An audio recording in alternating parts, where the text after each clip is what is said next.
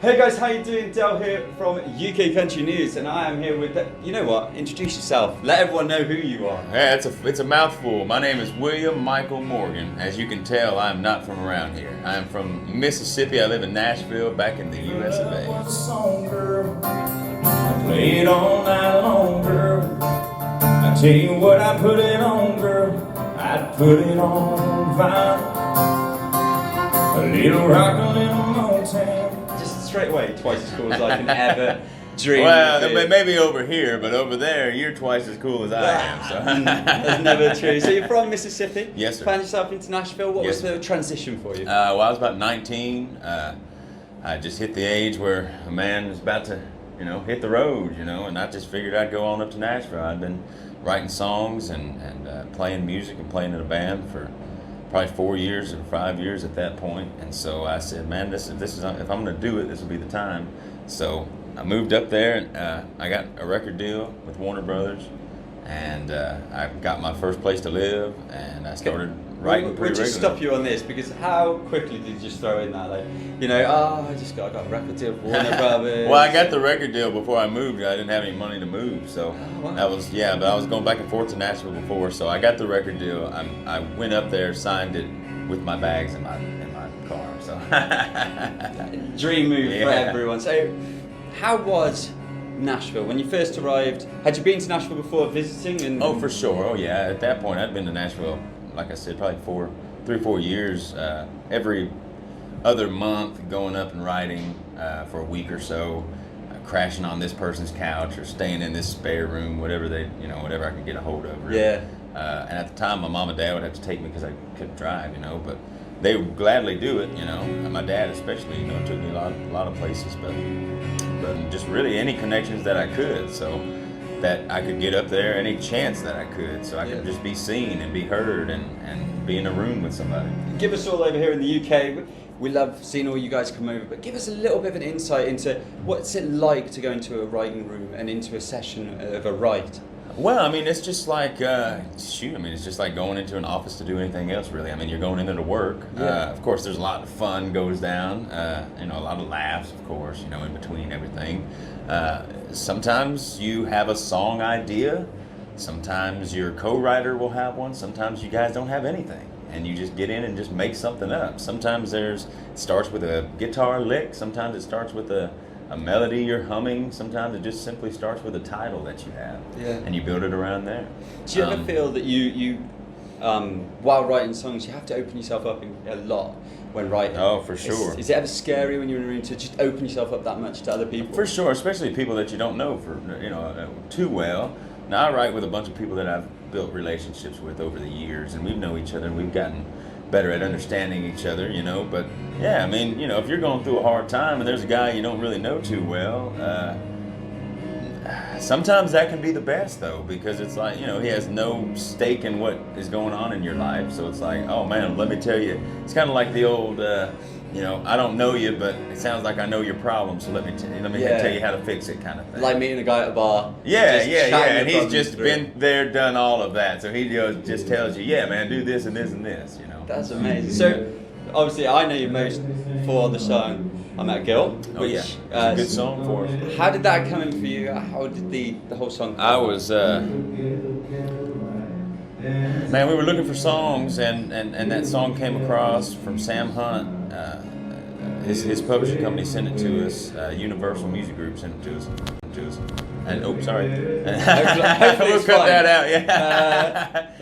Yeah. So Universal Music Group sent it to us, the publishing company, and man, I fell in love with it. Of course, it was a different version. It was a little more poppier, and so I was like, man, I don't know if I want to do this. I like the song. I like what it says. That's not really me. I can't sing pop to save my life, man. Well, but to be honest, my producers said, man, listen, we're going to work on it. We know what we want to do with it. And I said, sure, man, let's do it. I trust you guys. So we went into the studio, and we completely changed it up as far as the track goes, turned it into something that we would do. and it ended up being a #1 song for us on the media-based charts in the States, man. I think it's absolutely amazing. If you've not, you've obviously heard it, but if you haven't heard it, because I first heard Sam Hunt's version, because it was on Between the Pines. Yeah, no doubt. And I was like, oh, I really like this tune. And then heard your version, and it's amazing that they're the same song. One of them is and it's just completely different, you know, and not knocking his version at all. That was the version I fell in love with, obviously. But, you know, as an artist, I just wanted to make it my own, you know. How do you feel as an artist? Because your sound is so traditional. It's a beautiful country Thanks, sound that you've got going on. How do you feel with the influx of more popular songs coming through in the country world? Do you feel maybe that your voice is kind of not getting heard as much?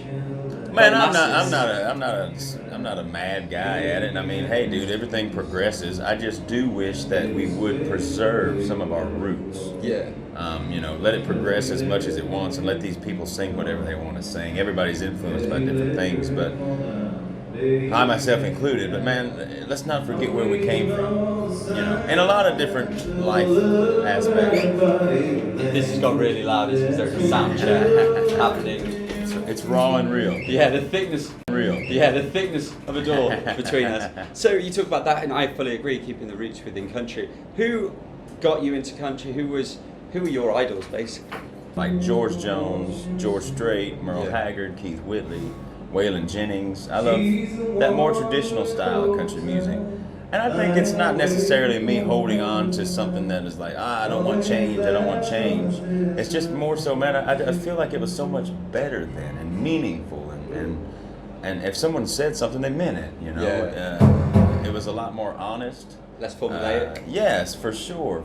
It didn't matter about the rhyme, it just mattered about the reason, Yeah. you know. That's the first time I've ever said that. That It sounded pretty really cool. good. Yeah, hey, man, I'm going to start gets- using that. It's going to get put in a song, and I'm going to be like, I was there on that moment. Yeah. That's fantastic. So, we're coming to the end of 2019, going into 2020. What are we looking at from you? What are we going to see? Well, Apart from a great use of touching yeah, the wire. yeah, man, I'm good at that. Well, man, I wanted to put out some music before the end of the year. We didn't get a chance to do that. We're done with everything, but we want to wait until January or February. Okay. Which we're going to do. We're going to put some music out either January or February, probably mid to late January, early February. And release, we've got a handful of songs we're going to release, along with some cover videos we're going to release. Nice. And just flood the market streaming-wise with Spotify's, iTunes, Amazon Music, everything. Get it out Pandora's, there. everything. And just get it out there, man. And hopefully by the end of the year, have enough songs out there to put a compilation of music together to sell at our merch table. That's not what it's about, though. It's about the stories. Of course it is. Well, thank you ever so much for joining us. Is there anything you want to say to the people of the UK who are all here? Man, thank you guys for welcoming me. I know I'm an outsider to you guys, but you guys have really, really honestly been so helpful, so amazing. I mean, honestly, thank you for supporting me and letting me come in here and sing some country music to you. I appreciate it. No, we appreciate it. And remember, there's no outsiders in the country world. We want everyone to get together. Yeah, man, for sure. Thank you so much for joining us. Anytime, brother. And hopefully see you back here soon. If your love was a song, girl, I play it all night long, girl. I tell you what, I put it on, girl. I'd put it on vinyl. A little rock, a little Motown. You got that baby, pull me close, Sam. You make the whole room go round and round like vinyl. What we got is a little old-fashioned. Baby, you're an instant classic. They don't make them no more like you. So let the needle drop and play it all night. Might have a little static, but it's alright. Ain't nothing gonna stop this groove. You know you got the real thing. The whole world ought to know your name. Like a band